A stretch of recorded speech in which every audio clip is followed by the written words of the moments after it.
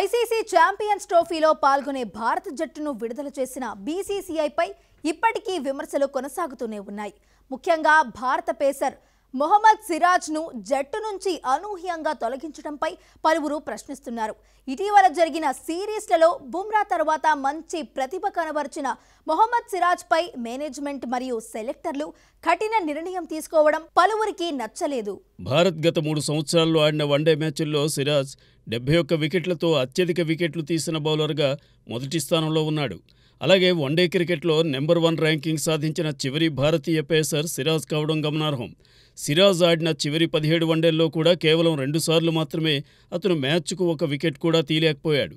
ఇక సిరాజ్ తొలగింపై రోహిత్ శర్మ స్పందిస్తూ కొత్త బంతితో సిరాజ్ బాగా రాణిస్తున్నాడని, అయితే పాత బంతితో అతని ప్రదర్శన అవసరమైన మేరకు లేదని విశ్లేషించడం కోసమే రోహిత్ శర్మ ఇచ్చిన ఈ స్టేట్మెంట్కు సంబంధించి సిరాజ్ కొత్త బంతితో అంతగా రాణిస్తాడన్న పక్షంలో 2023 ప్రపంచ కప్ ఫైనల్లో మాత్రం రోహిత్ శర్మ బుమ్రాతో జట్టుగా షమీకి కొత్త బంతి బాధ్యత ఎలా ఇచ్చాడన్నది పలువురు ప్రశ్న.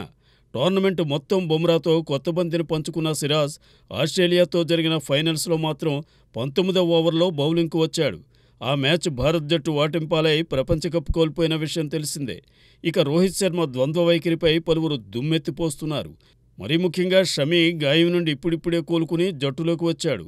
అతను ఫిట్నెస్ పైన పూర్తిస్థాయి నమ్మకం రాకుండానే ఒక అనుభవం గల ప్రతిభావంత బౌలర్ను జట్టు నుండి తొలగించడం ఎంతో మందికి మింగుడు పడ్డం లేదు. ఇక ఐసీసీ ఛాంపియన్స్ ట్రోఫీ విషయానికి వస్తే ఫిబ్రవరి 19న మొదలయ్యే ఈ మెగా టోర్నమెంట్ మార్చి 9న ముగుస్తుంది.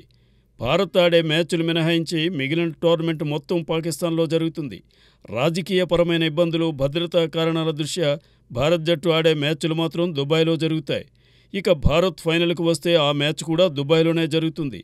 ఇందుకు బదులుగా భవిష్యత్తులో భారత్లో జరిగే ఏ టోర్నమెంట్కైనా ఇలాంటి న్యూట్రల్ వేదికను ఎంచుకునే వెసులుబాటును ఐసీసీ పాకిస్తాన్కు కల్పించింది.